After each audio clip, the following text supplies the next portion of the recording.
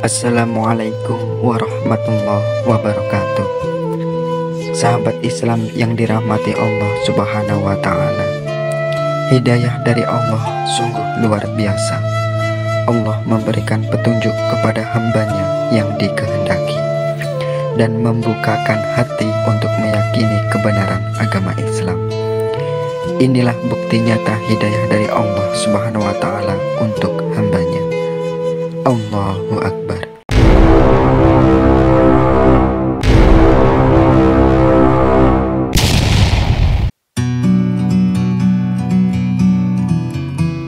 Saya teringat satu cerita pada zaman Nabi. Ketika sedang rame-ramenya kabar Nabi hijrah, itu kemudian ada seorang yang bernama Pak Qais dan Ibu Qais. Ummu Qais ini hijrah. Nah, Ummu Qais ini hijrah disukai oleh Pak Qais. Ketika Ummu Qais itu hijrah, kemudian Pak Qais ikut hijrah. Nah, tapi rupanya niatannya Pak Qais hijrah ini ke Madinah itu karena dia cinta kepada Ummu Qais. Apa jawabannya? Innamal a'malu binniyat, dalam sebuah hadis panjang. Wa innamal likulli imrin ma nawa, faman kanat hijratuhu ila Allah wa rasulihi fa hijratuhu ila Allah wa rasulihi, wa man kanat hijratuhu lidunya aw imra'atin yankihuha fa hijratuhu ila ma hajara. Nabi langsung mengatakan bahwa hijrah itu tergantung niatnya. Dan setiap perbuatan itu tergantung daripada niat. Bahwa nanti akan diterima atau tidak oleh Allah itu tergantung niat. Kalau kita niatkan hanya kepada Allah, maka akan diterima ibadah tersebut. Tapi sebaliknya, jika kemudian niatkan untuk hal lain, maka tentunya dia mungkin akan mendapatkan apa yang dia inginkan. Tapi di hadapan Allah belum tentu bernilai ibadah. Termasuk hijrah kita. Ya. Nah, kemudian faman kanat hijratuhu lidunya aw imra'atin yankihuha, kata Nabi. Barang siapa yang hijrahnya karena duniawi atau karena perempuan yang dia cintai, dia akan dapat, bisa dia nikah. Tapi urusan nanti di hadapan Allah itu lain lagi. Makanya saya katakan, saya tekankan, yuk niatkan betul-betul ikhlas hanya karena Allah, mengharapkan ridha Allah, mengharapkan kebahagiaan di dunia dan di akhirat, mengharapkan keselamatan di dunia dan di akhirat. Akan sekarang ini luar biasa. Karena Islam yajubu ma qablah. Islam itu menghapuskan apa yang telah berlalu. Yang lalu telah berlalu. Dengan berikrar syahadat maka sudah bersih, dinolkan lagi. Harusnya kita doa. Kita banyak dosa. Ini beliau masih baru Islam, dan ini artinya adalah sudah bersih, dalam keadaan bersih. Tinggal kemudian bagaimana kita akan mencatat. Lembaran putih itu kalau kita catat dengan tinta emas, maka kita akan bahagia membacanya, Masya Allah. Tapi sebaliknya lembaran putih itu kalau kita tumpahi tinta begitu saja, artinya ada bercak, ada noda, kita catat dengan kata-kata yang tidak baik dengan tinta merah, mungkin beda lagi saat kita akan membaca. Maka akan sekarang dalam keadaan bersih, suci, terbebas dari apa yang telah berlalu, maka yuk niatkan ke depannya mencatat lembaran putih ini dengan sebaik-baiknya dengan tinta emas, yang kemudian menjadikan kita bangga dengan catatan kita. Di dunia bahagia, di akhirat bahagia. Di dunia selamat, di akhirat selamat. Ikuti kehidupan ini hanya karena ridha Allah, dan pada saatnya nanti di akhirat akan bertemu dengan rahmat Allah Subhanahu wa Ta'ala dan bisa masuk dalam surganya Allah Subhanahu wa Ta'ala. Itu saja barangkali pesannya. Nanti tolong akan dibantu diajari bagaimana wudhu, bagaimana sholat, ya, bagaimana hal-hal yang lain. Dan kita pun di sini sangat-sangat mengharapkan akan sering sini. Kang Remi bisa sering ke sini.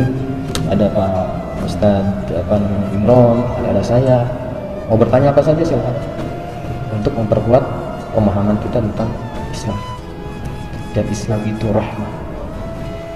Sebarkan dengan cara lembut, dengan cara santun, maka hendaknya itulah yang harus kita kedepankan. Karena Nabi tidak pernah mengajarkan kekerasan.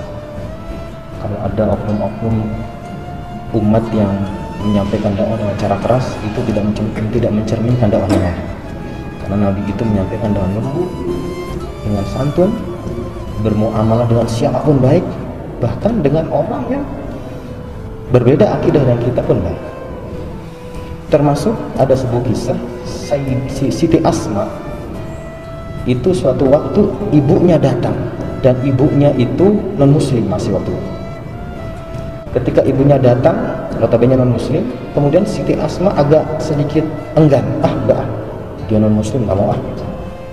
Akhirnya datang pada Rasul, ya Rasulullah, ibu saya datang, sedangkan dia masih non muslim, bagaimana dengan saya, apakah saya terima? Kata Nabi, perlakukanlah dengan baik, karena dia adalah ibumu, karena dia adalah ibu, tetap ibu. Wa sahibhuma fid dunya ma'rufa dalam Al-Quran. Dan pergaulilah, buatlah hubungan yang baik dengan orang tuamu, walaupun misalkan budak.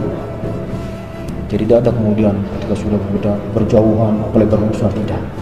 Tetap kita akan mendapatkan akhlakul karimah. Itu saja beberapa nasihatnya. Mohon maaf sudah.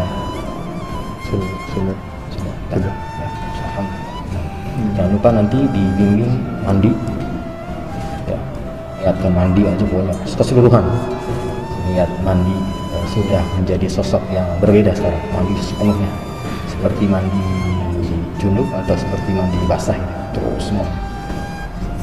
Kemudian jika masih ada waktu asar ini untuk sholat, masih ada waktu kan? Insya Allah ini adalah sebagai sholat asar perdana, dan insya Allah diterima oleh Allah Subhanahu wa Ta'ala. Ahlan wa sahlan, Anda adalah saudara kami. Saya mohon doa, didoakan yang terbaik buat kita. Terima kasih Ustaz. Sama-sama. Mas atau Kang Remi Hindarta, tolong ikuti apa yang saya sampaikan. Asyhadu an la ilaha illallah wa asyhadu anna Muhammadan Rasulullah. Saya bersaksi bahwa tiada Tuhan selain Allah, dan saya bersaksi bahwa Muhammad adalah utusan Allah. Barakallahu fikum. Itu omongan saya. Dengan ini maka secara resmi Anda telah dinyatakan sebagai seorang muslim.